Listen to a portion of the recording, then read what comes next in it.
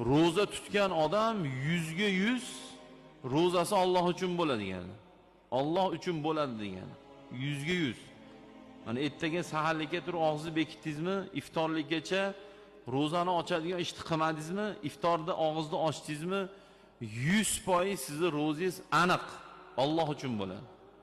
Hozirgi jum'ani siznikini aniq Alloh uchun demasligimiz mumkin. Mani shu yerda ma'vizam aniq Alloh uchun deya olmaysiz. Men qalbim biladi, Allohim biladi buni. Sizni ham qalbingiz biladi, Allohingiz biladi, Robbingiz biladi.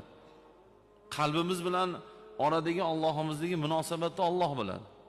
Hech kim bilmaydi buni.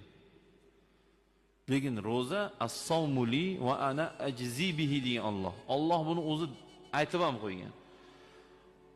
Ro'za faqat men uchun bo'ladi va uni mukofotini meni o'zimdan to'g'ridan to'g'ri